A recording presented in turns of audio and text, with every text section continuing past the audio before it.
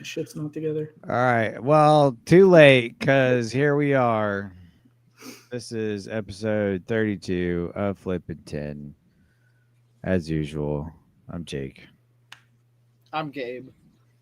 and we're doing this. We're joined today by our wonderful friend, and pretty much pinch in whenever we need somebody to come hang out. Jack Oliver with Jack Oliver Reptiles. What's up? What's Your up, brother man? in arms. Hmm? Your brother in arms. That's My what brother in arms. We certainly appreciate you Brother. coming on last minute. You always pull through. Jason Keller, what's going on, man? King Baboon. Kelly. I just ripped like a 15-minute nap, dude, and feeling fucking energized. I am nearly out of Zin, so that's not a good sign. That's not good. I got 3 cans on deck. Get them by the sleeve. But we're glad to be back. I'm sorry, anybody listening, that it's been so long. Life has been hectic, to say the least, for all 3 of us. As y'all can tell, Sky is not here at the moment. We're hoping he can join in later on. But life's just been insane for everybody. So we took a little bit longer than usual to get an episode out. And even today, recording's going to be semi-limited. We're going to try and keep this right at an hour and a half. And we're not going to go for ride-ins or anything. We're not going to do anything crazy today. We just really wanted to get an episode out because, well, we needed to, and we miss everybody, and we want to hang out and talk some herping. But, yeah, glad to be back. Fellas, what's new? Well, I mean, I got some baby corn snakes hatching right now, but that's about it. It's a good thing. Yeah. It's a great thing. Yeah, man. The Berkeley counties are doing good. Yeah, they're doing good, man. I told myself I wasn't going to hold any back, but there's a pair in there that I'm like, yeah, I might hold a pair. Yeah. Dude, I got that pair from you, and for some reason in my head, I was like, oh, these have eaten several times. And as I was taking them, I was like, oh, how many times have they eaten? You're like, oh, once. I'm like, what? Like one time? And I was like, man, this thing's gonna be a pain in my ass. But no, they've both eaten off of tongs every time I've offered them food. So I was like, okay, cool. I mean, so far I've produced. Oh, I mean, I just started like breeding last year, but I've produced 3 clutches of corns now, and corns are easy. Rat snakes are easy in general, man, for the most part. Sometimes you get the occasional one that's just like, fuck you, like, but for the most part, they're pretty easy. I got a couple grays. Yeah, I've got one gray that's still holding out on me that it ate once and then it didn't eat 2 days ago, and now I'm annoyed again. I'm just hoping these little specks eat for me. So do I. Yeah. So do I. Have any of them eaten yet, Gabe? No. No. No. I'm at this point. It's just wait till they're hungry. Yeah. I mean, you got to think they're only like 2 weeks old.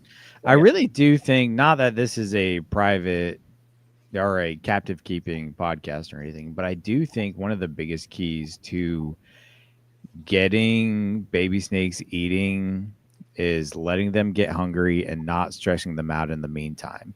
Yep. I fully believe if you try to get them eating so hard right after they get their first sheds or whatever, if you try to get them eating super frequently, all you're going to do is make them scared of the prey, and then it's kind of like a PTSD reaction of like, no, I'm not touching that.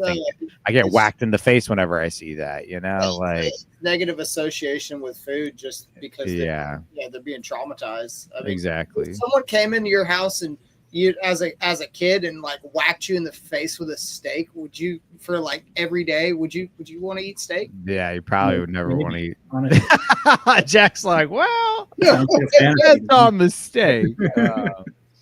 But I that's exactly how I look at it. Like, don't get me wrong. I'm not saying don't like try to feed your babies once they get that first shed in, but like I really don't stress it for like a while, even for some of the small colubrids. Like, obviously you want to get food in them because they're little, but I don't really worry about it. I'll try a cup feed and stuff like that, and if it works, awesome. If it doesn't, I don't really start trying the assist feeding stuff, if that's even necessary, until like week 4 to 5.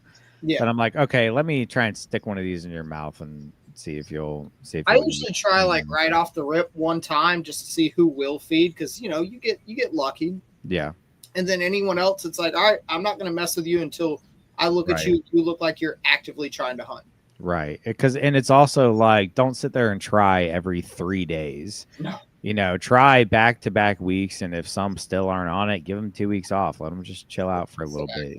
Like, you'll make them scared. It's not gonna do any good for you. Then you have to start resorting to other tactics that aren't as easy.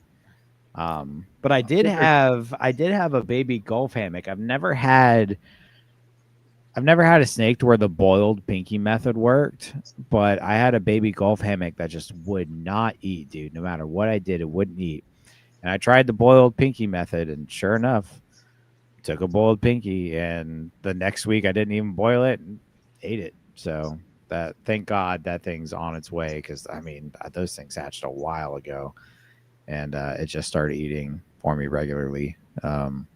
So very good, very happy. All Nice, good news. Jack, what's new with you, buddy?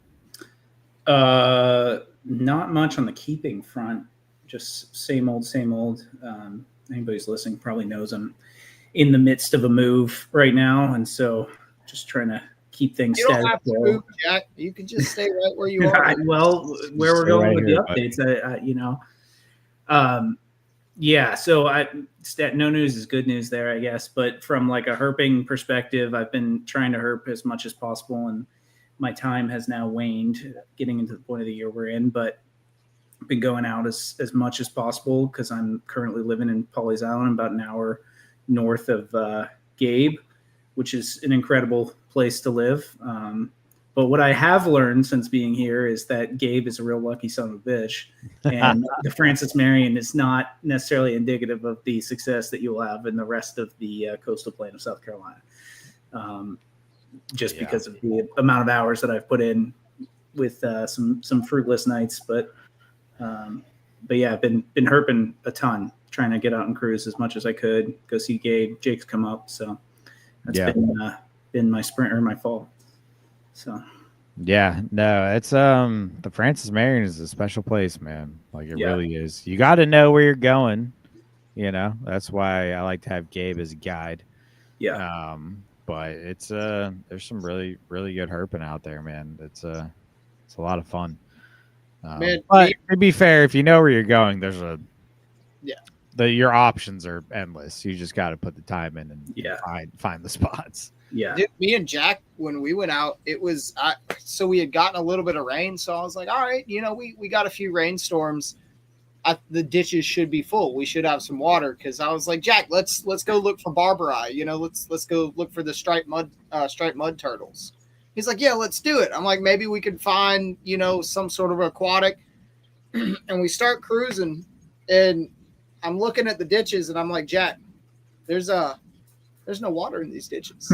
No water at all. No water at all.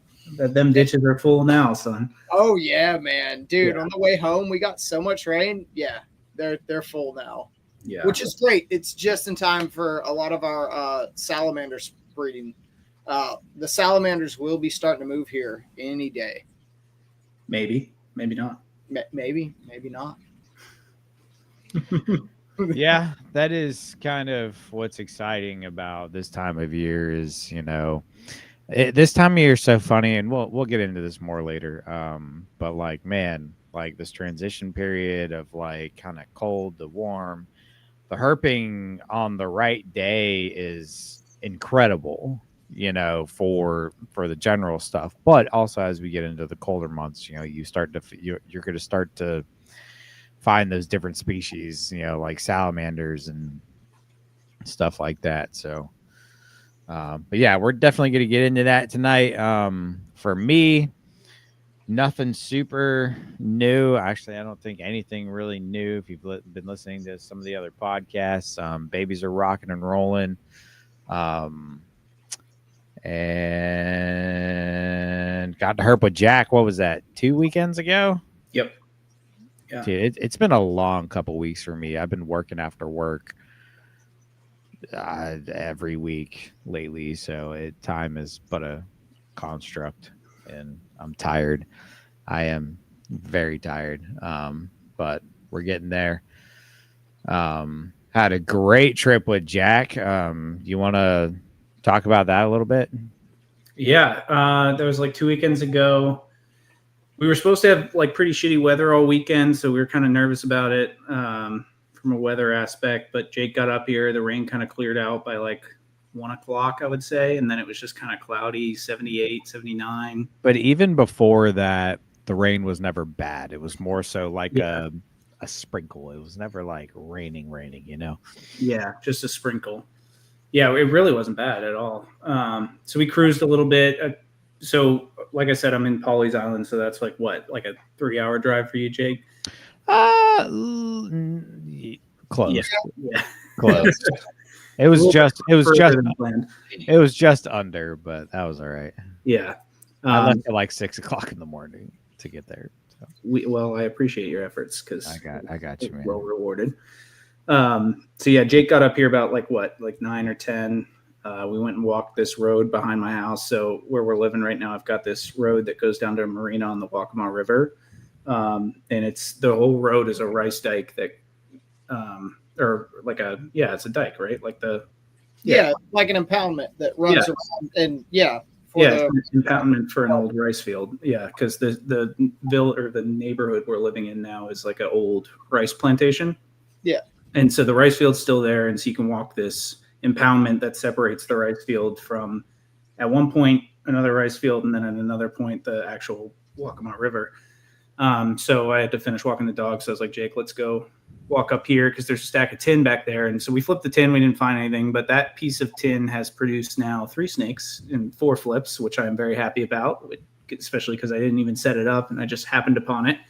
So I've got a yellow rat out of there, a racer, and a cottonmouth that I got on Tuesday of this week. But so we went back there, we flipped that, and then we went out some of the roads that Gabe and I had kind of found that I've had, reasonable success on. So we went out there for the morning, cruised some stuff, didn't see anything, just in good habitat, but we were still determined. So we went out to another spot that Gabe had put me on, which is now a favorite spot of mine. I won't give anything away here, but it's a beautiful longleaf pine savanna sandhills preserve that's got 1 million Carolina bays in it. It's honestly like probably some of the most perfect looking habitat I've ever been in, honestly. Yeah, I mean, I can't disagree. It was like, to me, that was like my Narnia. Yeah, like I walked in, I was like, oh my god, this is real. You guys want to know something crazy? Coastal southern Georgia, that's what it all looks like. Yeah. It makes me envious for people who live and herp in coastal Georgia, because it's right. Oh man. But if you live there, you couldn't have natives. You could have native venomous, which is so stupid. But that's a whole other. It's so dumb. Conversation. I can't have my corn snakes, but I can keep my diamondback. I can have an eastern diamondback, but if you have a corn snake, you're getting fined straight to jail. Straight to jail. But yeah, I mean, this habitat doesn't look like anything else that like is in the rest of I guess the coastal plain of South Carolina. I mean, it kind of does, but it's like to the extreme. I right? mean, Like, it's basically like the closest thing I can compare it to is definitely Coosawhatchee. yeah, Like Coosawhatchee's close, but it's also like not. yeah. Like this was pristine habitat, like picture Longleaf, Florida, but better. I mean, it was insane, dude. Because you had more terrain there because of all the elevation and stuff, and so it's Right. like it's actual sand hills, and all the bays and stuff like that. So it's just, I mean, you're walking around and it's beautiful. It's got a really big population of bears too, which I was hoping we would see. We did see a coyote, which was cool. Yeah, and then we saw a lot of bear scat, like everywhere. And since we had Howard, Jack's dog, that I was getting a little paranoid that he was gonna spook up a bear, and knowing Howard, dude, he was gonna chase that fucker. He was gonna chase the bear for sure. Yeah, Yeah. I think the bear would I was getting a little paranoid. I'm not gonna lie. If he fights a bear, it's good. It's a good story to tell. I don't know, buddy. It's like I thought you were a duck dog, not a bear dog. He's a snake dog. That's what he is. Oh man, he's here early. Oh shit! What's up, man? Oh, the man, not a myth.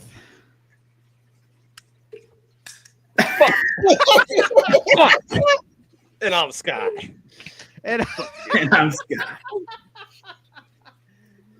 I just dented the fucking tits out of this can a second ago. So I didn't do it nearly as cool, but I cracked a 10 for you, bud. Hell yeah, bro! You gotta keep the tinnies cracked, brother. Dude, and because you left a bunch of these in my cooler, you definitely got me on these voodoo tropic forces, man. Aren't they? That tropic force will get you tropic fucked up. Yeah, yeah, they will. Tropical beer hug from Goose Island. Say that one more again. The tropical beer hug. It's from Goose Island. It's like 9.9%. Yeah, it's like there's like 9.5 or some shit. Yeah, These are 9.5. Yeah, It's a great beer. How you doing, Jackie boy? I'm good, man. I miss you. It's good to see your face. Beautiful. I know. How's the new house? Well, we're in temporary housing for now, but it's good. I'm loving where we are. I keep telling Abby we can't move, but also I'm surrounded by people, 40 times my age. So I need to. The amount of old people here, and I'm sure you get it, Sky, in Florida, but it's the amount of old people. I can't do it anymore. Retirement home, baby. Dude, driving to Publix and you're like, it takes you an hour to get into the parking lot. Bro, it pisses me off so much. It's like apparently lunchtime is when every old person needs to go out and get all their errands done and not know how to fucking drive on the road. So yeah, that's where we're at now. So we're looking for houses though. In the process. Toured 3 last week, so nice. We'll find one. But I'm enjoying the time here. That's for sure. Nice. But yeah, so when we were out, found a lot of bear scat walking around. But what was the coolest thing we found there almost immediately, Jack? We flipped a Scarlet King like right off the bat, first kind of hike that we did. So I think it was the second log I turned over. Yeah. No shit. Yeah. And dude, it was a freaking smoker, dude. Yeah, that thing was fresh. I think Jake's SK'd. I don't know how, man. That's the second time. That's only the third SK I've ever found, and only the second I've ever found in South Carolina. And the first one I've technically flipped. The other one was under bark. This one was actually under a log. Okay, that's what I was about to ask. And it was so funny because I rolled it over, and me and Jack saw it simultaneously. I'm pretty sure we both went, "Holy shit!" like at the same time. And the ground is so loose there. We were afraid it was going to burrow down. Yeah, Jack's like, grab it. Fuck yeah, don't lose that thing. Yeah, you're on a massive sand hill. So yeah, had a little aberrant spot on it and everything. Like, thing was clean. Those pictures look good. Yeah, he was little. I need to post some of those, man. I gotta edit one. I know, dude. I was literally just looking at my camera roll the other day, and I was like, I just need to go through and just post the random herp finds from this year on my page. I haven't posted shit lately. Yeah, especially once it cools down and there's nothing left to find. For real. Oh, there's still stuff to find. It's Hogtober, bro. What are you talking about? Yeah, we still got a little time left, but we're gonna talk about that a little bit more here shortly. Yeah, but that was the goal that day was Simus or Eastern Hog, or pines, or pines. all the wonderful things that live there. Yeah, unfortunately, those were not found. We found what, 2 other cottonmouths there. Yeah, we found while we were in this heritage preserve, we flipped the SK, and then we got 2 cottonmouths, which was funny. We were driving by this like little area that was basically a pipe that went under into 2, I guess I'd call them big ditches. And as we were driving by, I was like, hold up, I saw something floating over there, and went back, and sure enough, there was a cottonmouth. And then Jack was like, oh shit, there's another one. Like, it was good. And then we just proceeded to find a shit ton more cottonmouths that night as we cruised Gabe's neck of the woods, since he was. When was that? Like a week ago? 2 weeks ago. Dude, that's because like I think 2 weekends ago when my brother was down, I think I sent a picture in the group chat. And hold on one second, I gotta go do something. They're good. Jack, did you go back down the road we went down where we found the cottonmouths? Yeah, we went down that road and then went to the ditches as well. Nice. So we found 4 cottonmouths on that road after the 2 we'd already seen that day. 6 cottonmouths in the day. Well, there was another one we lost. Remember, like on the little side road heading to the ditch, there was one there, and I jumped out and it was gone. But yeah, we ended up with 6 cottonmouths. 1 got away. 2 banded waters in the ditches, and then 3 banded. 3? Yeah. Oh, that's right. Yeah, 3 bandeds, and then I flipped a baby rough earth snake, which I had no idea rough earth snakes look so much like Tantilla when they were little. Yeah. So I had already gotten Jack his lifer Scarlet King that day, so I was all happy thinking I got him his lifer Tantilla. And it was so funny because looking at it, I was like, I thought it was a Tantilla, but I knew something was off about it.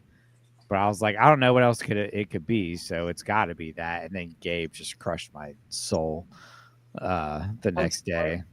No, I'm glad you said it. I mean, it's good to know. I felt so bad to look at that picture and be like, oh no, I've got to let Jack know that's not his lifer. Yeah, because I looked it up the next day and I was like, holy shit, like it's the snout. The snout is a dead giveaway. Like the rough, they look exactly the same, other than that rough earth snake's got that pointed nose, and the Tantilla's got the rounded snout. And I was like, damn. Tantilla's a little bit lighter, like more sand or like light sand color too. But that snout that's how that was the giveaway. Like as soon as I looked it up, I was like, fucking hey, I knew something was off with that. Because I even kept telling Jack, I was like, I think it's a Tantilla. Like, I don't know what else it could be because it had the ring around its neck, but it was gray, and I was like, it's the only thing I can think of because I had no idea rough earth snakes had that ring around their neck when. But that was that was the first time I found those this year, so at least that added to my species list. Jack, you got what, 2 lifers in a week? Yeah, in 3 days. Yeah, nice. It's pretty good. Yeah, because we got the glossy cray the night before, so. Or 2 nights before. Fuck yeah. Yeah. It's been a good year for lifers, that's for sure. Yeah, dude. We've been putting in work. This year's been so weird because I think it's because it's just been a really weird year for me. But like looking back, we did a lot, found a lot, got several lifers, especially when me and Gabe went out to Jack's neck of the woods. But it doesn't feel like I traveled nearly as much, even though I did. I just don't think I did as long of trips because last year me and Sky did South Florida. I felt like I was harping with him every month almost. And, I wasn't going as far, but I think I did as much. So it's been kind of a weird year, but we got a lot done, boys. And I'm happy. We should go over, were you guys still keeping the species list this year? Oh, yeah, for sure. We should go over a list and see where we're at right now. Yeah, I want to do a deep dive on those closer to the end of the year because we ain't done. We ain't done. Yeah, I was just talking about a touch base, little touch Yeah. base, We'll update, see what's going on. Yeah, for sure, we can do that. little base touch. Yeah, Or Ball include Belize in his list. I'm Yeah, pretty right. sure if I include Belize, I'm at like mid 40s as far as like. You have to include Belize. Like this isn't a U.S. list. It's just what you found on the year, and That's a lot. Just because you're a cool guy that got to go out of the country and go herp and find a bunch of shit doesn't mean you get to. Yeah, actually, no, I take it back. You're not allowed to talk about this. Fuck you, dude. But Sky, what's new on your end, brother? You've been hitting some dirt lately. Yeah, I've been doing a lot of herping. I haven't had much luck since, I guess, the last time that we. What was our last episode? The salamander episode? Yes. Yeah, I guess so. When we talked on that episode, that was like the last good day I had of herping. I've been out a ton since. I've gotten some really good DORs, unfortunately. Damn. So sad. Yeah.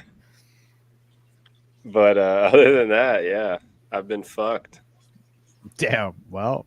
Yeah, I've got fucking fresh EDB DOR, fresh SK hatchling DOR, fucking massive coach whip DOR, couple swamp lions, a pygmy, fucking couple things. I guess since that last episode, I went all the way up to North Florida and logged a fucking 12-hour or 13-hour long day of driving, and I got one live pygmy and one live black racer for the day. It was super disheartening.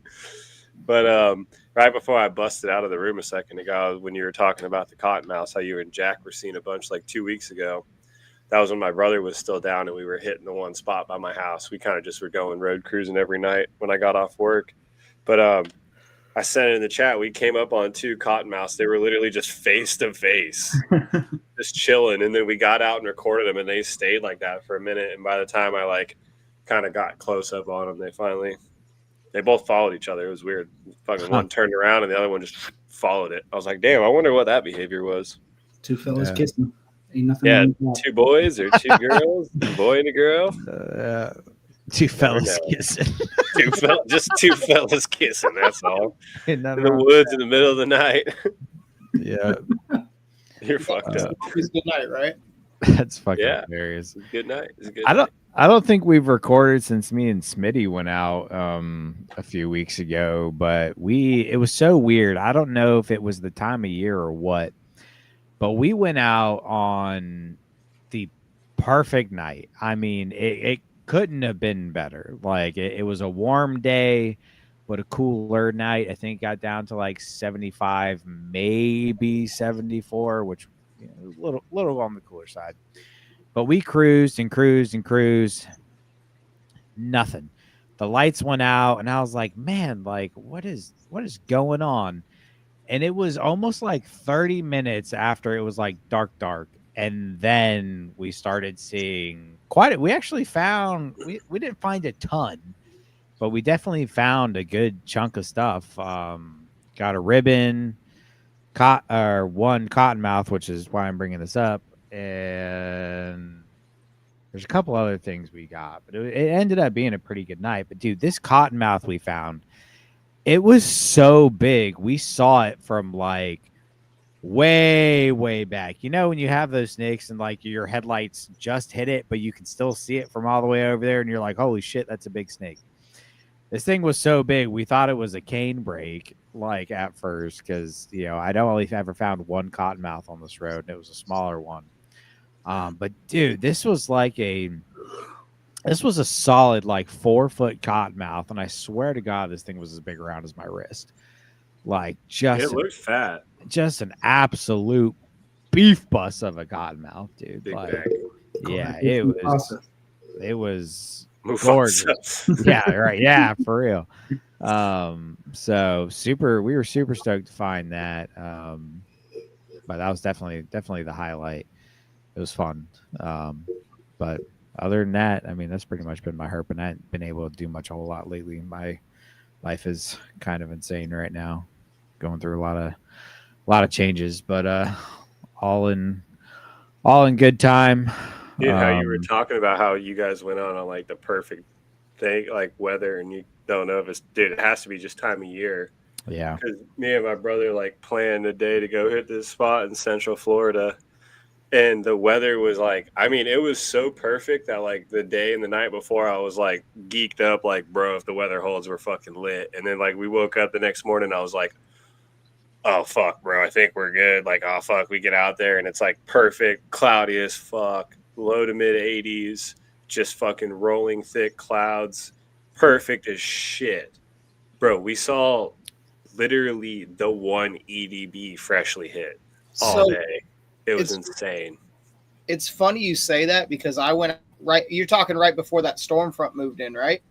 Basically 2 weeks ago. Yeah, two weekends ago. So I think I went out right before the storm front too, and I think I found like one garter snake or something like that in a ribbon, but it was perfect weather. Things should have been moving like you said, cloudy, overcast, like 80 degrees. And all I can think is that quick pressure drop. Those snakes could sense because sometimes you'll get prefrontal movements, but sometimes I love those.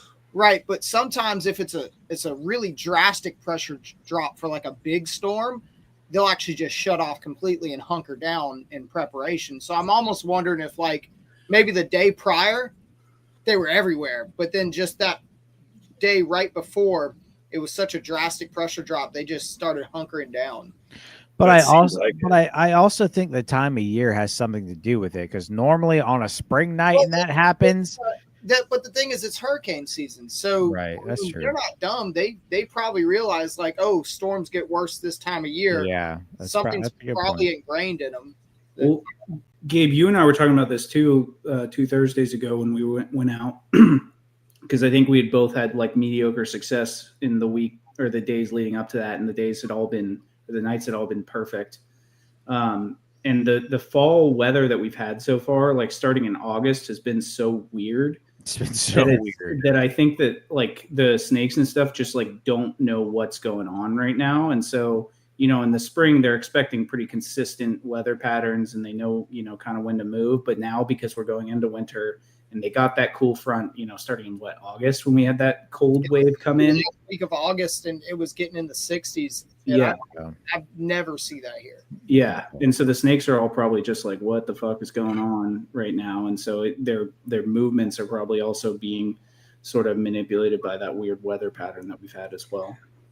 I've been like all the Facebook group pages and like town and county pages I follow, people are still seeing a lot of cool shit. And I've been seeing a lot more people posting hogs and baby pines and shit. So it's like, yeah, I mean, there is stuff moving. I think it's just, you got to be like midday, right spot, right time. And unfortunately I work. Well, but that's what was so weird about when me and Smitty went out because like we were cruising and like, right at dusk, I was like, okay, like here it comes. And it got dark and I was like, okay, here it comes.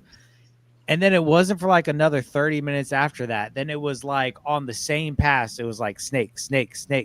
Like, but it was like late. Normally when you think about this, you're like, all right, that like it pretty much, especially on this road, I've almost got it down like the back of my hand. As soon as the lights turn off, like stuff starts moving, but it wasn't like, again, a solid 30-45 minutes after the sun went like down like, and it was dark, that thing started moving. And I was wondering because I was like, dude, the weather's too perfect, like we're gonna find something tonight, I know it. And I even told Smitty, I was like, I wonder if they're just gonna move late. And they did, and it was so weird. And it was like cooler. Obviously it was cooler because it was later, and it was just odd. Like none of it really made sense. I never really experienced that before, but it was like literally one of the last 2 passes we did. It was like stopping every, few minutes because we found something, but it was extra late. I mean, Leo, right now it's getting dark at like what, 7:15. We weren't finding stuff till after 8 o'clock. Like we ended up being out there till almost 10 because we kept finding things. Like it was just odd. It was really, really odd. What's traffic look like on your road now, Jake? It wasn't, I think we passed one car In car. that night out there. I think that one night that you and I went, or whoever was with us, I know you were there. I don't remember who else was there. We found all those cars. I think there was something happening like in the back. Like there had to have been a party that people were coming and going to or something. Because that's the only time I've ever had cars like that out there. But lately, no. Anytime I've been, there hasn't been anything. And then the dumbest thing, dude. I still have every idea it was fishing bait or something. But me and Smitty were on our way out, like we were leaving. And he was like, then at my spot, like you go over like this small bridge, you know, and ride out. And as we went over the bridge, Smitty was like, hold up, that looked like a snake on the bridge. And I was like, well, that normally isn't a thing. Like they're not just going to be casually going over a bridge, but we stopped and hopped out. There was a big old cane brake with the top like quarter of it chopped off. Like the back, most of it. I'm talking. This was a big cane brake, like a solid 4.5 foot cane brake. The body was there, pretty much everything from like, again, the 3/4 of the body was just sitting there, covered in ants. And then the other part was just gone. And I was like, somebody probably chopped this up and used it as crab bait or just tossed it in the river. I was like, but you literally like saw the snake on the road, either ran over it and then chopped it, or you chopped it and used it as bait and left the rest of the body right there. That's the first time I've ever seen something like that. Normally, if somebody kills a snake, they at least toss it somewhere. And get some extra seasoning in their crabs. I road cruised a cane brake and a copperhead earlier this year that had been shot in the head. Like you could clearly tell, like someone had. And that's what's crazy. Like I'm not going to say I'm not going to say I get it because I don't. But the people who are like, oh, I found this venomous snake in my yard. I've got kids. I killed it. Do I love it? No. Do I kind of, I guess, understand? I kind of have to. Like, whatever. Your kids play back there. Do I agree? No. Do I get it? I guess. But in the scenario that you're like, oh, shit, snake, and you got out of your truck on the back road and shot it and got back in your truck and left, like, you're a piece of shit, dude. Like, you get bent over. You're a bad person, and I don't respect you. Like, that is horrible. Those people are the worst kind of people. I mean, those are the type of people that look at you and be like, yeah, I just like to kill shit. Yeah. Like, you know, I've never been like that. I used to hunt, you know, and I know a lot of us hunt and fish and all that. And that's all fun, but I've never once ever killed something for the sake of killing it. Like it's always bothered me. I hate that. That makes me fucking sick thinking about it. Just dude, like, why are you gonna kill something just for the fun of it? For the sport. You know, there's got to be a purpose. You know what I mean? Like, like at least like, you know, like my coworkers going prairie dog hunting this week. You know, you don't eat prairie dogs, but they're also a nuisance out there because they're hunting on a cattle ranch and the cattle step in their burrows and break their ankles all the time. So like the ranchers out there like will pay people to come out there and do that. It's varmint hunting. Like I get it. Gabe's bet us you can eat prairie dogs. Absolutely eat prairie dogs. Oh, you can. I'm just saying most people don't. I bet it tastes like squirrel. I'm sure it does. Like guinea pig. Definitely eat it. What are you talking about? Tell your friends to ship me some prairie dog meat. Dude, if these boas I had were big enough, I'd be telling them to ship me the prairie dogs and freeze them for a couple months. For real. That would be. Your Poplin's big enough. She might be actually. But yeah, I don't know. It really bugs me. Like obviously, especially with snakes, but with anything, man. Like to just kill something to kill it. Like I'll never understand. It's like psychopathic tendencies. It really is. Yeah. Like you don't value a life more than anything other than a like. If you don't like something, so then you kill it. That means, all right, well, I don't like you, so I'm going to kill you. That's what that means. Yep.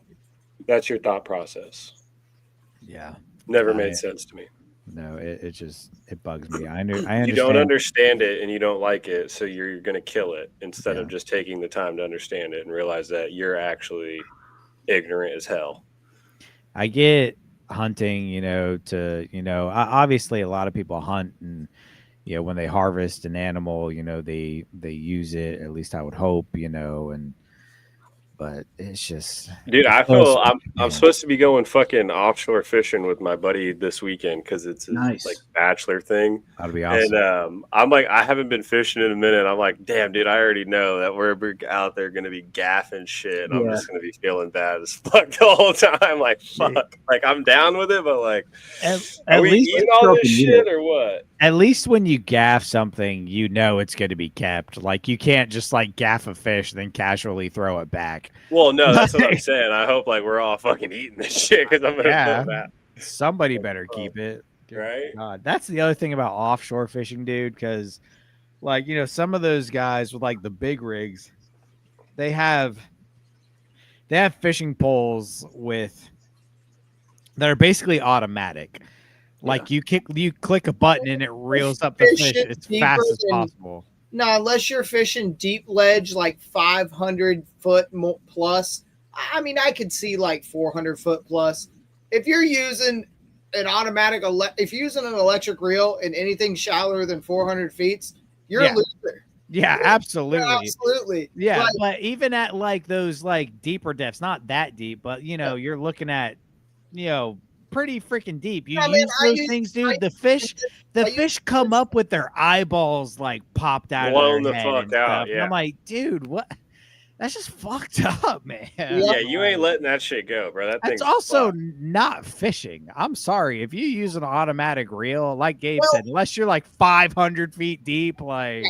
Because you can fight it part of the way up still on an electric reel. And a lot of times they're using those electric reels for like tournament tuna fishing and stuff. For sure. And so like you're still fighting that fish even with the electric reel. But yeah, if you're using one for just catching like beeliners or trigger fish or something like that at like 200 foot, like no, that's. Yeah, my buddy went out with my buddy, the guy I fish with, Jack, you met him, Tim. He went out with some of his buddies offshore, and they definitely weren't fishing that deep, but they were just catching some jack crevalle and stuff like that. And they all had electric reels because brother was a millionaire and had an insane boat and all these. His rods were thousands of dollars with these electric reels, and they're using that, and these fish are just coming up with their eyeballs all popped out of their heads. And I'm like, man, that's like, I would not enjoy that. No, that's not fishing to me, man. I'm not a big offshore guy. It can be fun, like out here. You go out to try it. Offshore fishing. I love offshore fishing. I've never been. No, I like it. Once you go and have a jam up day, you're going to be like, screw all this other shit. I just want to go offshore again. My whole thing is I'm just worried about getting seasick. I've only ever been like on a boat. Bonine or Dramamine before you go. You'd be all right. I ordered some shit off Amazon. Munch on some saltine crackers. Drink some. Yeah, I'm gonna bring some shit, but that's my biggest worry right now. Is like I'm either gonna be fucked and be chumming the waters the whole way out, but Shark bait, baby. Yeah, it's the boys' fucking bachelor trip, so I can't fucking fuck it up and be a pussy. I'm just gonna blow chunks until I already told him I was like, y'all strap me to the back of the boat. I don't give a fuck. Have you ever? How many times have you been on a boat? I mean, I've been on a boat a gazillion fucking times, but like on a boat more than like 2 miles away from shore, only like twice. And the last time I did, my ass was blowing chunks for the last like 3 hours of the boat ride. Yeah, because that's the thing, man. You go offshore, you're out for the day. This isn't like we're gonna go out for 3-4 hours. No, you're going out for 12 hours. It's supposed to be 8 fucking hours. So I'm like, my favorite going on the overnight trips, doing the 2-day trips. That's don't stay awake the whole time. Fish for like 12 to 16 hours straight. It's great. Bring a fucking case of Red Bull and get rowdy. Mm-hmm. Dude, it's funny, like me and my homeboy that fish, like, dude, we do inshore days that are 14 hours. Like we hit the water at sunrise, and then by the time it gets dark, during the summer at least, by the time it gets dark at 8:30 on the water, sometimes it's even 9. we just hit the sandbar and drink beer the rest of the time. We'll be out there till 11, 12 o'clock at night. You know, that's a long day, but it's a great Fuck time. yeah. Oh yeah. Might get sun poisoning, but it's Worth it. Yeah, for sure. I'm just hoping, dude. I just literally want to catch a fucking mahi. I want to hold that Be bitch so over sick. my head, just fucking half naked, like fucking Tarzan. Yeah, definitely don't send me that picture, please. What are you talking about? It's gonna be your new fucking wallpaper. What Yeah, are you? it's gonna be my background, dude. Your back shot? What? Oh God. But enough about fishing because I could talk about that for far too long. Today we're gonna, since we're getting into that, that fall season, Zach. we're gonna. Oh, Zach, hi, buddy. Glad you're here. We love you too. Oh, I can't do it. There we go. He made a fucking square and a tomato. Yeah, right. But since we're into that kind of fall season, working into winter, we figured we'd discuss some of the fall season herping, how to do it, when to do it, stuff like that. I kind of assume we're going to be referring to Gabe for a lot of this because he's the smart person of this chat. But I'll take it. Yeah, I didn't want to say it, but My mama took too much Tylenol. Damn it. My mom was So- a real mom. She So did glad that. to see you in the chat, man. Yeah, at least she didn't do crack. But She was a real I mom. don't know. Maybe no, I don't think she did. yeah, that's neither here nor there. This is what happens when you have a teenage pregnancy. Remember that, y'all. You get it. You get a Gabe. That's crazy, honestly.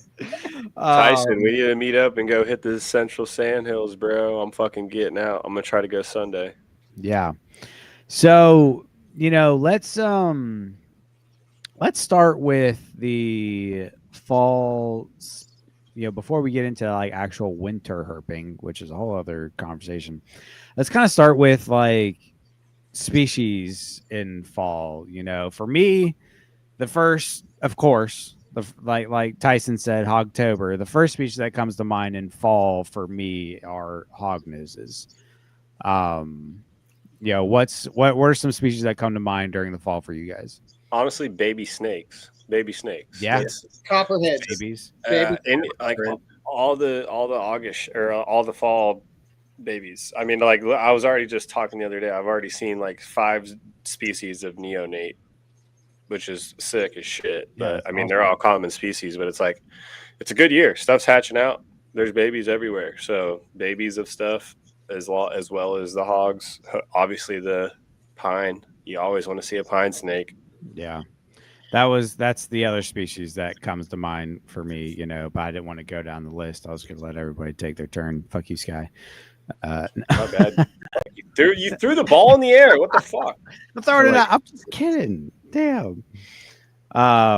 Jack, what are some species that come to mind for fall herping? I think rattlesnakes, honestly, for me, man. Like timbers and canebrakes, honestly. Like I've seen a lot of those in the fall. I mean, spring's definitely better, I think, but like fall, is going to be better than summer, at least from my experience with those. Gabe? For me, man, it's all of the native pit vipers and of course pines and hogs. I mean, it's really cool that this time of year in the fall we get that overlay of fall breeding season for our native pit vipers, along with birthing season for things like canebrakes and cottonmouths that will all and copperheads that will also breed in the spring. So, like in the fall, you get that overlap of the ones that bred in the spring giving birth, and then the ones that haven't bred yet breeding in the fall. A good example is at work where we're working out on one of the nature trails. We do a Halloween thing where we set up like a haunted trail for the park guests to go through during our Halloween event. And we're building structures out there right now. And it's real like on the edge of a swamp, kind of pine, magnolia forest. And there are a shit ton of copperheads, like to the point where every time I pick up a tarp or a board or something off the ground, I'm looking. I've averaged 2 to 3 copperheads a day for the past 3 weeks. That puts me at like 35 to 40 copperheads in 3 weeks. Just casually working, trying not to actually reach down and mistakenly grab something with a copperhead under it. That's honestly not great, seeing as kids might be around all your Halloween decorations. No, whoa, let me just refrain. Let me just Put say, the mothballs out. this is a nature. Yeah, he's putting snake repellent out. This is a nature park, and I am going to go through what we do a final cleanup and tidy up the trail before the event, and I will make sure to have a bucket and a snake hook. So every time we move a tarp or a board or a piece of cardboard, I can get the copperhead, put in a bucket, and go take it to the other side of the park and turn it loose in a safe area away from where any kids might be.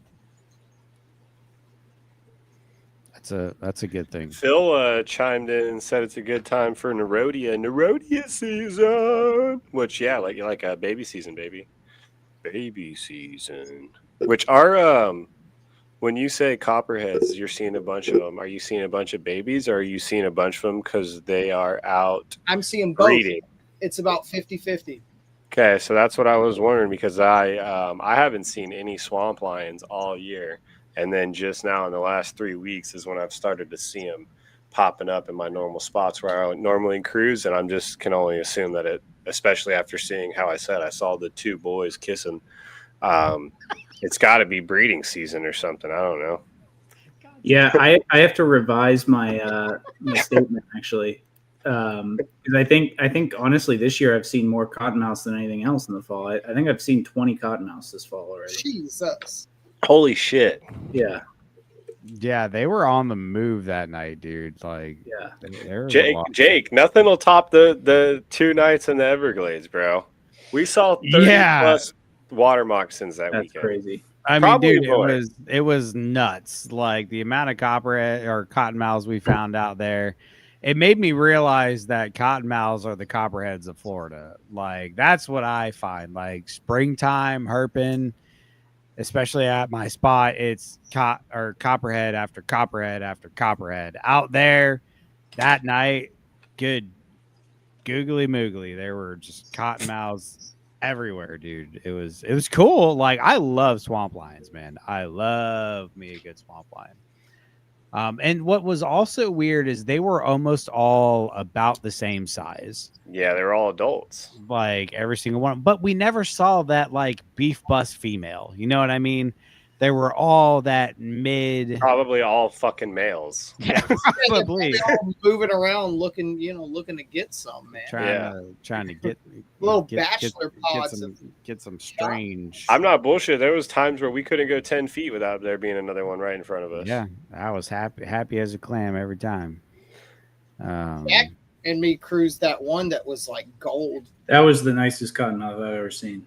That's my favorite look to any cottonmouth, is that like almost solid gold that fades into the black tail, and then the kind of patterning striping is like so faded out that it's just kind of speckled. It would be cool to see those in a hypo or like a fucking caramel or something. Yeah. Well, let's get into some specifics about fall time herping. And Gabe, I'll give you the mic here for this one. But like during the fall, when like days are hit or miss, say you got some weather coming in, pushes in a warm front. If you don't know when rain comes in, that's why a lot of times it doesn't snow in these areas, because when rain comes in, it actually pushes in a warm front, and then the rain comes, and then when the rain leaves, a cold front follows. So that's why in the Southeast, we really don't get a lot of snow. Even though we'll have plenty of days where it's in the 30s and it's freezing, whenever that rain comes in, pushes in the warm front. But during the fall, it can be kind of back and forth. Like right now, like today, it was a rainy day, but it was cold. So Gabe, again, I'll refer to you when talking about this type of area. For right now, like early October, what are you looking for a day to go out and cruise? And let's talk about all of it. The time, like the weather, time of day, the species you're going to go for, like So for me personally, the fall is really indicative of like, of course, Hogtober. Of course. And also for me, it's rattlesnakes, right? This is the best time, in my opinion, to potentially stumble across a denning female, which is such a really cool sight. Especially here on the coastal plain, our rattlesnakes don't truly den. Like they don't overwinter in groups like they do in other higher elevation, colder climates. It just doesn't get cold enough here. You might get one or two that hunker down in the same stump together, but we don't get those mass denning events. Yeah. The only time we really see that is when the moms find an area as a birthing den. And getting to see a rattlesnake give birth or sit there and guard its young is so cool, man. That's awesome. It's so cool. And so that's what I really look forward to this time of year. And then I would say southern hognose, but I've never found one. I can't seem to do it. They are one that eludes me. But the eastern hogs that I do find, October, absolutely, man. So say you want to target Simus this time of year. What are you waiting for? Like, what is like, if you could choose the weather, the temperature, everything, if you had your Struthers on the perfect day to go out and look for Simus, what is that going to be? So I feel it's such a difficult question because, I know that they can be found in numerous different times of day numerous different weather patterns. But I mean, me personally, if I see it around 80 degrees and it's a little overcast with a high UV index and it's not dry, but it's not wet, like a lower humidity, but still not super dry. That's probably the best time, in my opinion, to go out and look for, your sandhill species like the Simus or the eastern hogs or the pine snakes. I'm slightly surprised you said 80 for hogs. Well, 80 is like on the high end, but okay. Yeah, I mean, 78 to 80 typically, down to 75. But the thing is, as you get lower in that temperature, right? Because I mean, I found hognose basking at 68. They bask, yeah. God damn it, Gabe. For anybody that doesn't know, we have a running joke about hognoses basking because one of the earlier days of me, Jack, and Gabe herping together, we went to this spot and Gabe told us on the way there, all right, be looking out for hognoses basking. This is a great day for it. We got there. Gabe said, okay, be looking out for hognoses basking. As we're walking, Gabe said, hey, look out for hognoses basking. And then right after that, he said, hey, look out for hognoses basking. So now the running joke is Gabe finds hognoses basking just for all the time. Only when nobody's there. Yeah. At 68 degrees. Yeah. In chicken turtle habitat for the yes. Since that day, not one of us have seen a hognose basking, including Gabe. Well, so yeah, I'll good God. I'm sorry. It's you brought okay. this on yourself, babe. Okay. So as the temperature drops, though, I typically find like when it's 78 to like 82, you want a little overcast, like higher UV if possible, kind of like low humidity, but not dry. But as that temperature gradient drops, you want less cloud cover. So as you start getting into the low 70s or the mid to high 60s, that's when you want those like sunnier days because it's a little cool outside. So not to say it again, but they'll be out basking. For sure. So yeah, that's kind of what I look for in those species. If it's raining, hang it up. Okay. Yep. Don't even bother. What if it's like raining, but it's like warm? What if you're looking at like a 80 plus degree and it's raining? You just don't think it's even worth it at all? I'm not going to say it's not worth it. They have been cruised in that. You can, but it severely decreases your chances, in my opinion. Okay. You'll find a lot of other cool species. Yeah, I was going to say like those rainy, warm days in the fall are money for like Corn more snakes. like your generalists, like corn snakes. Oh, dude, it's a fall time corn. Cat snakes. woo, you'll find some fall time corns on a warm, rainy day. But I feel like those are like you're going to see more of your generalists. Right. So the thing in about those fall, I think I did a little post about this earlier on my Instagram page. But the thing about fall is, so you see a little bit. It gets a little bit harder to find some of the really cool species that you see more prevalent in spring and summer. You know, your eastern king snakes. I feel like you still see rat snakes in the fall, but I feel like you see a lot more adult rats in the spring, whereas you see more of the baby rats in the fall. A handful of species get less common and harder to find as it gets later in the year, but you get a drastic increase in a lot of our common species, right? And then you get those handful of really cool species that you have a better chance of finding, like the hognoses, the pine snakes, the cane brakes. So, you know, in the fall, you really are going to see an increase in common stuff. And again, I think with fall, with the drastic weather change, you know, in South Carolina, sometimes it's 80, 90 degrees one day. And then the next day we get a cold storm, like you said, and the cold front pushes in after and it drops down to today. Like it was 72 for the high. Oh, dude, today was what, 80? No, it didn't get to 80 by me. No, not even close, dude. Yesterday or the day before you're talking about? Might have been the day before that too. I thought you said today. No, today was cool. Today I was about to say, did it get to 80 by you today? I was like, yeah, I was wearing a jacket outside, man. It was raining all day off and on. It was like 72 for the high. Most of the day it was 68. Earlier this week was money. I was a little. I ended up doing Snakes and Stogies with Smitty and Phil on Monday, but I really wanted to go road cruising. I hit up Smitty. I was like, bro, let's go road cruise tonight. He was like, I might be recording. And I was like, damn, I forgot it's Monday. So I ended up hanging out with them. But dude, earlier this week it was money. Fucking money, dude. Well, like, you know what's crazy is I went out and I think like the last day it was warm. I went out that afternoon and all I found was one garter snake. So I don't know. I think that the weather's going to kind of start kind of getting into a definitive pattern here soon. You know, in the fall, we get that, what we call false fall, which is where it's hot as shit. It's, you know, in August, it's 98 to 100 degrees. And then we get like 2 or 3 weeks of that weird cold fronty weather that moves in. And then it warms up for a couple weeks.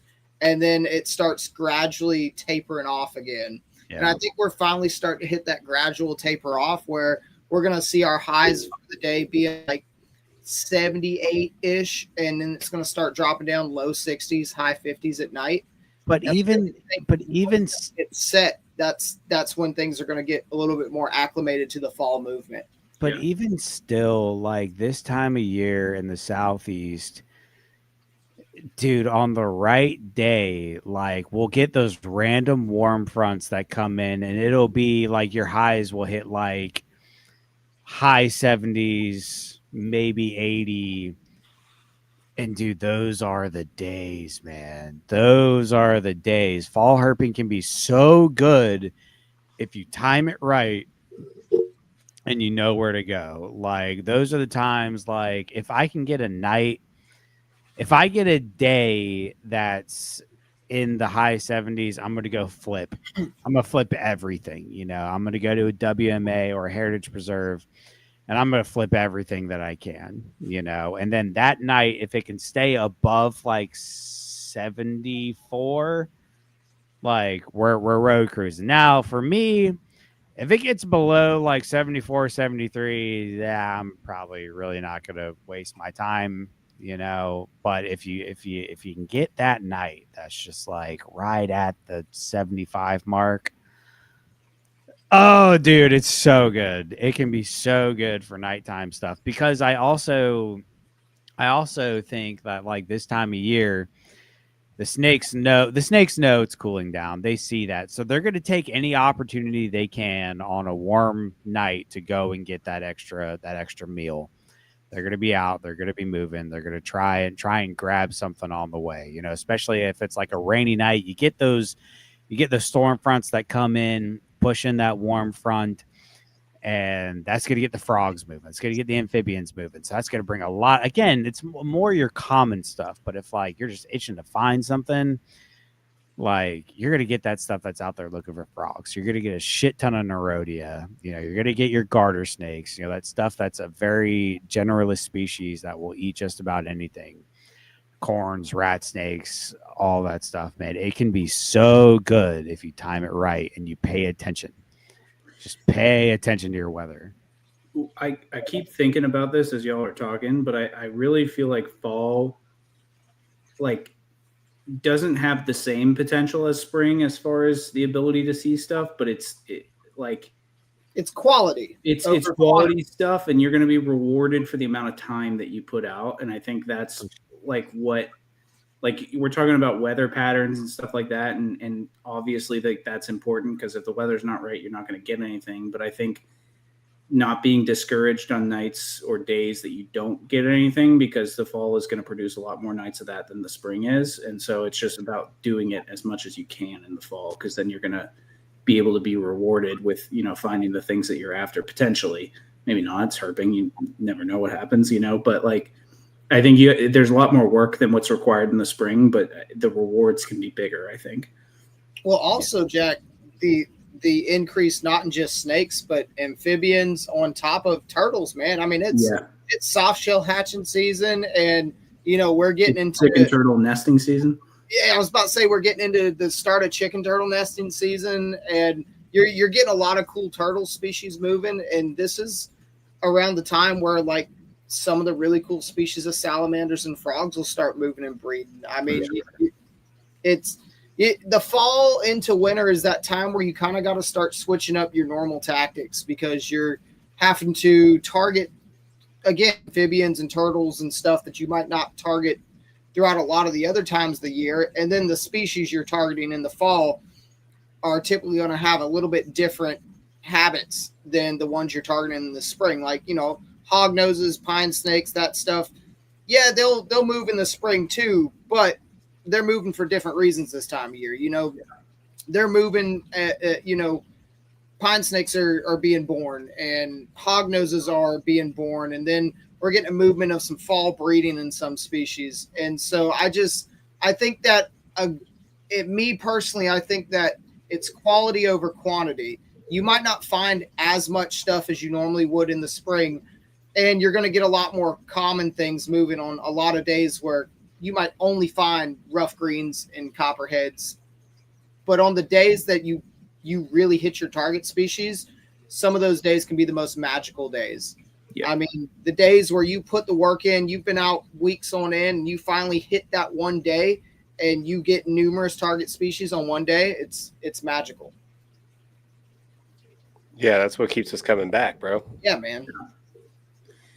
That's what I was telling my brother, because he's been kind of he's been getting more and more into it, especially now. And he's like, he's been going out like on his own and shit. And he's like, I'm like, don't get discouraged, bro. I'm like, you're just logging the L's right now. I was like, that's what it's all about. I was like, you got to log those L's, because as soon as you fucking get one, it's all going to click. And you're going to be like, oh shit, this is why I was doing this. And it's going to like, you're going to have that feeling of like, oh, fuck, I figured it out a little bit, you know, like, oh, fuck, I finally timed it right. And we were watching some herp videos and shit on YouTube, and he was like, I know what I need to do, man. I'm going to hit it hard. And I got him on INAT and shit now. So awesome, man. Hopefully he's going to be getting himself a fucking Zanata here soon. You also got to put in that time to find the spot. Yeah. Because like there's movements too. Like, yeah, there's so many times that like, you know, I got lucky. My road that produces a lot, I found relatively quickly, and I just kind of happened to cross it because I was looking for rainbow snake spots. And I got like super lucky, but like if you're new to an area, like you really got to log time in spots that like you think, like for me, excuse me, if you're looking for a new spot, go out during the day. Yeah. Like go out during the day, get a lay of the land, because if you're going out at night, you can't get a good you can't get a good feel of what it actually looks like. And again, like traffic for me is a huge thing. If it's a super heavily trafficked road, like I don't usually waste my time. There's some areas like Gabe, you got a spot by you, heavily trafficked, but Fuck that road. but good God, do you find some snakes out It there? used to not be that heavily trafficked. That Yeah. only started within like the last 5 years, 10 years, something like that. Yeah, Jake but about saw a drug bust out there. yeah, dude, that was wild. But you really gotta log those miles like during the day and get a feel, mark some spots, and then go out on like the right night. Don't just go out on any night because you have time. Like wait for the right night, go out there then, and that'll show you whether it's worth your time or not. Like, And I think that's the good thing about fall too, is because you are doing so much daytime cruising. Like that's just a part of fall herping is day cruising, and so it allows you to go kind of see those new areas in the day while also, it's not like you're just out there not expecting to see anything. You could still see a lot of the targets that you're looking for going during the day. But I mean, that's where I've been. Jake was just trying to figure out my new area because I feel like I've finally just gotten settled in where I was with finding spots and stuff for herps, and now I'm in a whole brand new area. But it's just about logging the hours. And I was telling Gabe this before we went out 2 Thursdays ago, and we had an incredible night, which I needed because I had spent Tuesday and Wednesday, and the previous Sunday to that, like finding very little in the way of life generally. So I think I had gotten a ribbon, and that was all I had gotten. So that's just how it goes, man. And especially Jack, in your case, being in polys, to get like real herping, you gotta drive a little bit. Because like that area is very developed. You pretty much are, if you want daytime stuff, you're stuck to WMAs, heritage preserves, things like that. You gotta drive a little bit, but that's the type of area, like, because it's developed, if you find the right spot, they'll be there fucking heavy. Like, because that's the other thing everybody talks about. Oh, my area's so built up, there's nowhere to herp. There's somewhere, because they're there. There's some back road somewhere that you may not have found yet, but I guarantee you, just because it's built up, if you find that right road, you will have an insane amount of herps that you can find. Dude, the lady I work with finds more eastern king snakes in her backyard in the middle of town with a little like creek easement behind her yard than I see in the national forest yearly. The more king snakes growing up in my suburban home back in high school than I've seen in any time recently. So they really do adapt to the suburbs well. It's weird. They're made for the suburban life. I mean, an eastern king snake, they're kind of the bulldogs of the native colubrid world. Like they're probably living off of decays. That's why I haven't found any decays, y'all. The eastern kings are just eating them all. That's what it is. Sure. Yeah. Yeah, that's why, Gabe. That's it. Yeah. Definitely. I was so hoping, because I'm not going to call Gabe any names, but me and Jack basically herped Gabe's neck of the woods without Gabe, and it was really weird. I didn't. I mean, I enjoyed it, but it was odd. It felt wrong. I couldn't go out with you that night, guys. It's okay, man. Hey, we didn't miss any turns though. That's good. Without Gabe there. Turn, you can get lost out there. No, yeah, Gabe tells you at the last second, no, you're supposed to turn there. Yeah, turn there. You go, oh, wait, there it was. Gabe's horrible at giving directions. Gabe's great at a lot of things, but his ADD gets in the way, and he'll be staring at his phone. He's like, oh, shit. There it went. But I was so hoping I was somehow going to flip it to K's and just be like, I found a decays in your area before you did. You wouldn't be the first person to do it. Maddie literally a pair of them mating from sight distance of my house after leaving my house. Wow. Yep. Oh, another thing I was going to say before I forget. Yeah, go ahead. So talking about fall herping, days like today, like I had today, where it was 68 might have peaked at 71, 72, and it was overcast and like just drizzling all day. Like it wasn't torrential downpouring, but like it was a steady rain all day. But it was a slow and steady rain, so enough that like it gave it time for moisture to soak up in the ground, not just pool everywhere, but like still filled the ditches up.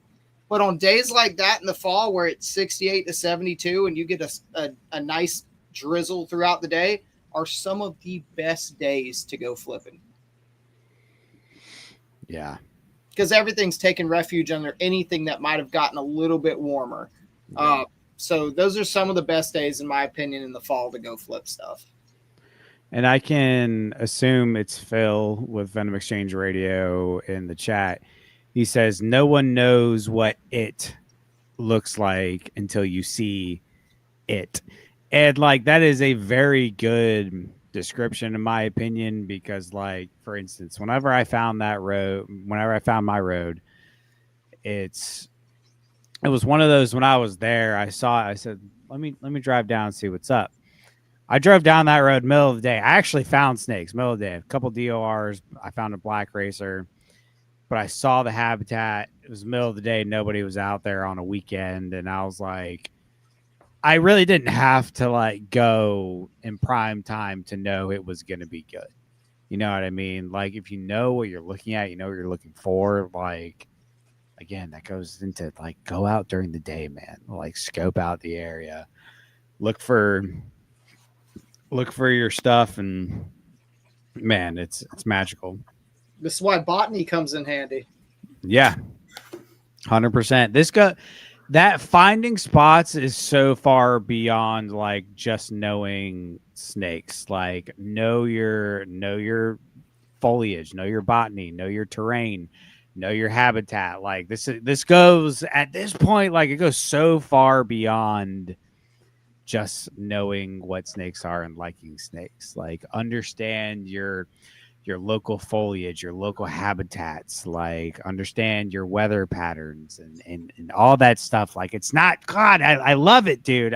This shit gets me so hype. It's a literal science. I mean, there's a science behind it. Ecology. Dude. Yeah, it's the interconnectivity of all of it and learning how it connects to each other to help you become a better herper. And how they play off of each other. You know what I mean? Like, and we're like the remora and the shark. Yeah. Because there's symbiosis, like understanding species that, like, talking about plants. There's some areas that may not look wet because of when you went there, but if you know your plants, you know your species, you can look at this area and be like, oh, I know this holds water because this is growing there, because that's growing there. It's not wet right now because it hasn't rained in God knows how long, but based on the plants that it's gonna be wet there, and know that because it's wet, you're gonna find a lot of species, because that's my bread and butter. Like when it comes to like those areas that are wet sometimes, but not all the time, you're getting fucking everything. Jake sees nature's glizzies and he's like, oh, this holds water at some point in the year. Well, it can also help you like figure out your pH of your soil and your soil composition, because you'll be like, hey, I know that this species of grass over here likes a well-drained, low pH soil. So I know this is probably an old xeric sandhill formation. Yeah. Dude, and that type of stuff will hold so much. You get into those areas that are just wet all the time, you're going to find a lot of Nerodia, you're going to find a lot of cottonmouths and ribbon snakes. You know what I mean? Like stuff like that. But you get garters too, of course. There's a menagerie of things that you will find, but they're going to be pretty much the same every time. You get into those areas that are like wet sometimes, but not wet all the time. Like you're going to find so much, dude. Like it can change. I mean, a good example is like wet all the time, like a pond, versus wet all the time, like a creek or a Carolina Bay. Or Carolina Bay, right? And a lot of that too changes, like your plant composition changes from Carolina Bay to pond to creek, because you're looking at, say, in a Carolina Bay, you're like, oh, hey, this is a low pH, it's a higher acidity water, it's really tannic. we have a lot of pickerel weed and a lot of fanwort and stuff like that. And so you're looking at species like mud snakes, black swamp snakes, stuff that's going to thrive in that higher acidic water that has a lot of peat and a lot of aquatic vegetation buildup. But then you got stuff like, slow moving, low cypress swamps that have creeks running through them. Nerodia, cottonmouths, not quite as much vegetation because the water changes, but yeah, I mean, just learning all the aspects of the habitat really help you hone in on where certain species are going to be at. Because even from waterway to waterway, just looking at the plant species change can tell you, hey, this is going to hold glossy crayfish snakes, or Right. hey, this is not going to hold glossies, but I might find some cottonmouths here. Like for instance, that last time me, you, and Jack were out, and you found that Amphiuma in the ditch, that was an immediate giveaway for me. Like, okay, like this is potential mud snake habitat. Yep. Never would have thought that, because beyond those ditches are longleaf pine stands, like, and beautiful longleaf pines at that. I found a plethora of different species there. Never would have thought muds, but because that flooded like that, because not far away from that is, some of the rivers right there, but that water flooded and those Amphiumas come up. Now I'm like, oh, on the right night, Shining those ditches. Yeah. Shining those ditches. Because that's the other thing. On the right night, don't just stick to the roads. Don't just stick to the roads. Get out and shine those fucking ditches, man. I mean, Jack, you learned firsthand, we, even though the water level wasn't what I wanted it to be, me and Jack killed it shining ditches. I mean, it was bone dry, and we're walking back, and Jack's like, that's a snake. And we stop, and we're looking at it, and I'm like, oh, congratulations, Jack. That is your lifer. Jack, go ahead, take it away, man. Like, tell us how you felt in that moment. Well, I felt pretty good, man. And I had felt good going into that because we had a good night, which this is the same night I was talking about where I needed a win, I guess, from a herping standpoint. So we had gotten a good number of snakes that night, and then we ended with the lifer glossy cray for me. And it was interesting too, because I think the water levels being low actually helped us find more snakes, honestly, which is another thing. Like, kind of going back to what I was thinking as you guys were talking there, is like, we're talking about a lot of prerequisites for areas. And I think, a lot of us are thinking the same way because we've spent a lot of time, but for somebody who hasn't spent a lot of time out in the field, like, this isn't necessarily something, I mean, you could pick up a book or learn it through Google, but I think, Gabe, you specifically would speak to this, the best. You spent your entire life in the Francis Marion, and it's probably taught you more than books or anything else have. And so I think spending enough time in the field and just being aware of more things than the snakes you're trying to find is the biggest thing to kind of develop that, but you have to spend the time to do it. And so there's some things you can read and you can in your mind say, okay, that makes sense. But then there's some things like you have to experience. Yeah. To be able to say, oh, okay, now I know why that makes sense. Yeah, you can learn. I say this all the time, which plays on top of what you just said, Gabe, is you can learn a lot out of a book, but how do you think those books came to be, right, and how do you think they were written? It wasn't because somebody was reading another book. It's because they were out in the shits putting the fucking boots on the ground and learning it, and then they went ahead and passed down the knowledge. So don't think everything comes from a book. You can be freaking out there freaking learning it from the field, by the field. You just got to be out there a lot more, learn the patterns, write your own handwritten field guides of stuff you see every year and repeated stuff. And that goes into everything, like, because, and this is not me talking about people fresh out of college with a college degree, but there are in everyday life, there's a lot of companies and people that value on-hands experience over somebody fresh out of school. Sky, in your line of work, I feel like it's a great example, because somebody can learn all they want about how to paint a car, how to do it right.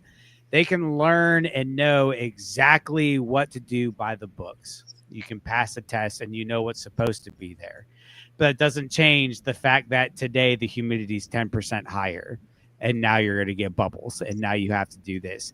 It is everywhere because, like, as far as in the books, like, especially in something normal with herping, like, yeah, it's based on everybody's experience. But when you're out there in the weeds doing the thing, you learn your area, you learn what happens in this spot. You know what I mean? Like all these, again, it like even again with you, Sky, it's almost like micro habitats. Like I know how to paint, but for some reason, my booth specifically has this one thing that happens all the time. So I have to do this to compensate for that. And you don't know that until you've been doing it for exactly. And it's there's so many different layers of scenarios that you're not going to know through the book.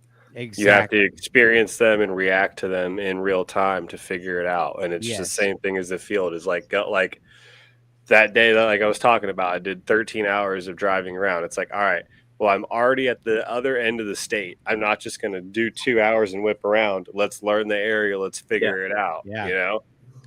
Yeah, so you mark seeing some the spots pattern for next time, you know? Yeah, you start seeing the patterns at least for that day and what you notice that day and what the roads are looking like at certain times and where the sun's hitting what roads. So you know when you can go hit like, all right, this road is going to, like, that's what I did. I was like, I told myself around like, I think it was like 2 or 3 in the afternoon. I was like, all right, at sundown, I want to be hitting this road because it's going to be getting railed straight down the road by the sunset. And I'll be able to go up and down until the sun hits the tree line. So, and I did that. I fucking hit it on my GPS, was there 30 minutes before sunlight and 30 minutes after. And it was like, all right, cool.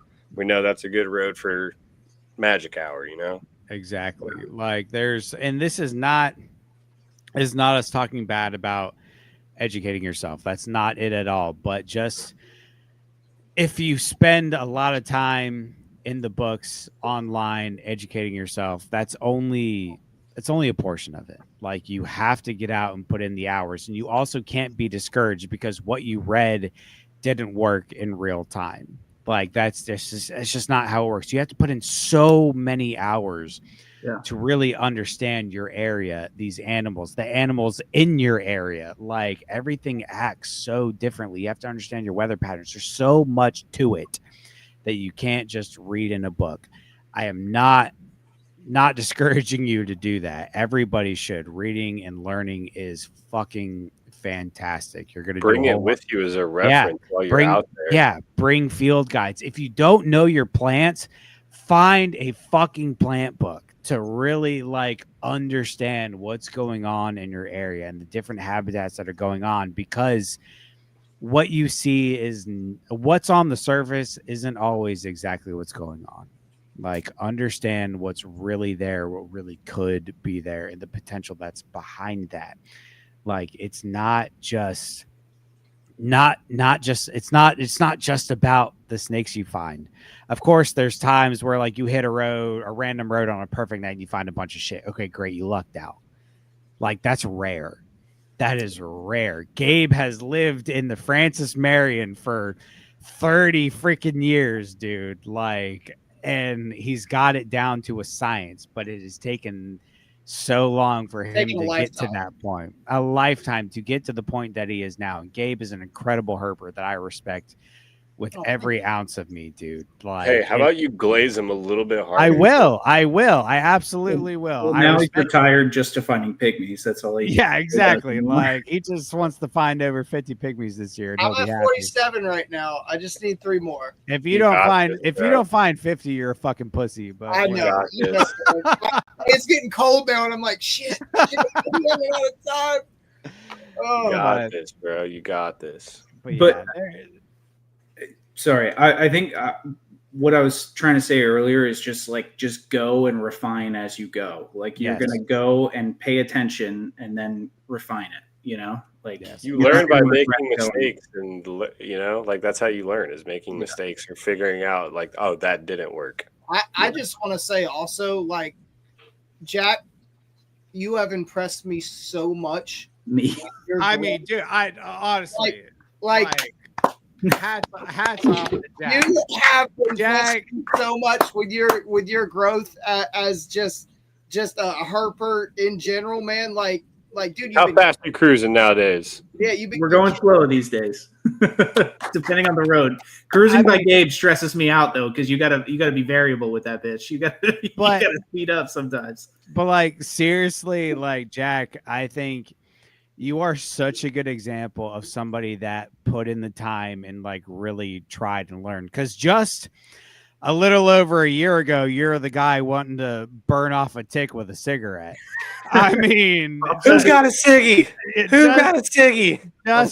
Just a year and a half ago, you know, and in that, obviously before that, you had already started to learn, but it in a very fast amount of time, Jack, you have progressed to become such an incredible herper, man. Thanks, man. And you have more species than me this year, and I kind of hate you for it. And I'm not salty at all, but I'm so like, you know, I've been doing this for a long time. I've been herping for a really long time, and you have progressed so quickly, and your passion, dude, is incredible. It's infectious. That's why I love herping with you, dude. It's so much fun, and you're incredible, dude. Like, I appreciate you, boys. It honestly kicked off because of meeting you guys and becoming friends with you guys. Because, like, I mean, you do this so long by yourself, and you don't really know what you're doing, and it's like, you know, I'm not just going to go drive 30 minutes to some random place by myself, especially when I don't know what I'm doing, you know? And so, you know, meeting you guys and understanding how you guys do things and just becoming obsessed with it over the last couple of years has honestly changed my life. My fiance hates me for it now because she's like, it's fall, football's on. She wants to watch football with me. And I'm like, but babe, the weather's right. It's a really good day. Gotta go get a Simus. Yeah. So, I appreciate you guys though. Like, honestly, you guys have been a huge influence on my life, honestly. So yeah. And it was so funny. And again, I don't want to glaze Gabe too much here, but I feel like Gabe really influenced Jack and I a lot because granted, I'll take credit for it because I initiated Gabe and I brought him into the fold. I will take credit for that. But you deserve the credit for that one. But hanging out with Gabe is like granted, me and Sky started Flippin Tin right before me and Gabe started hanging out. And Gabe really like kind of pushed it to the next level for me and Jack. Cause it was funny. Like at the time, like me and Jack had been talking, me and Sky started this, like I was already herping with Sky whenever I could, of course. And then me and Jack started herping. Then I met Gabe. And as soon as I met Gabe, I was like, the Jack's got to meet Gabe. And like, we got to link up because this is going to be a problem. It was so funny. The first time I hung out with Gabe, I told him about Jack. And I was like, listen, we got to herp with my buddy Jack. He's really cool. And like, Gabe was like, my spots, like, I'm scared. And I was like, you got to trust me.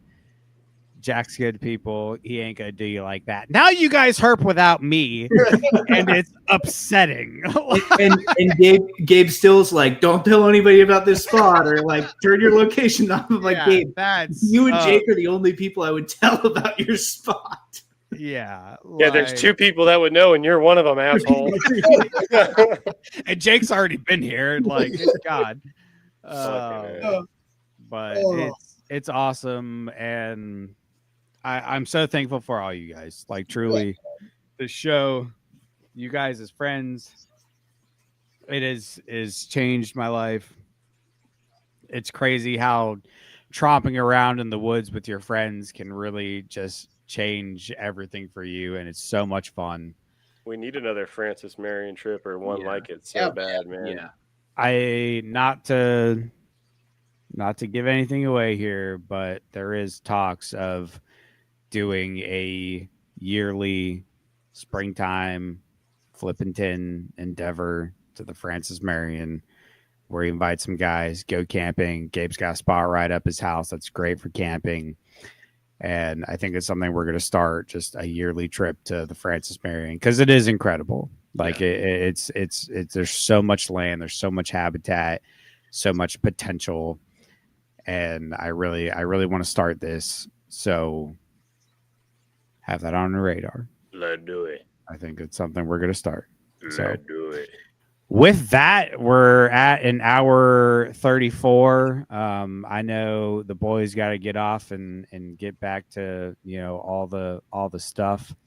I'm fucking hungry, man.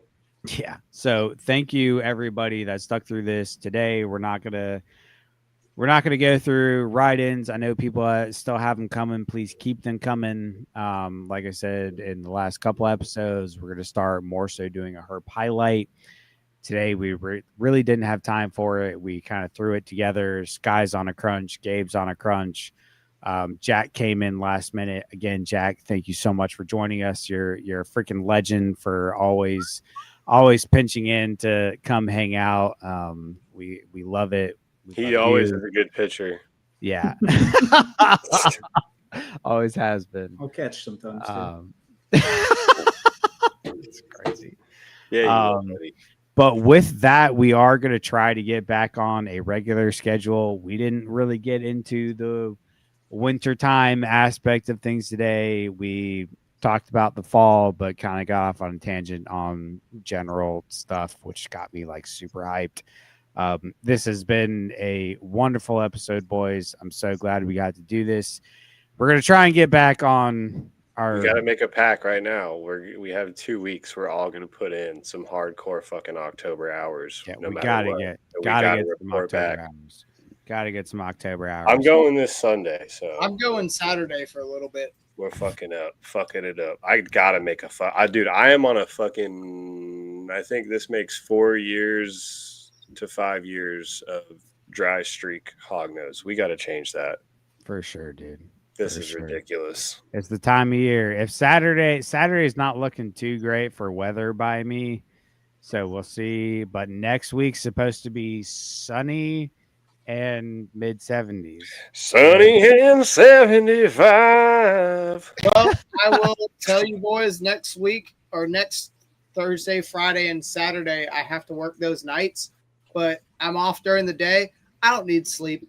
It's fine. Sleep is for the week. What do you think they made Red Bull for, buddy? Yeah, man, we're gonna crush it, and I'm gonna spend all day cruising before going into work. I mean, hell, I might, maybe I'll have to take a ride out to you next week. You might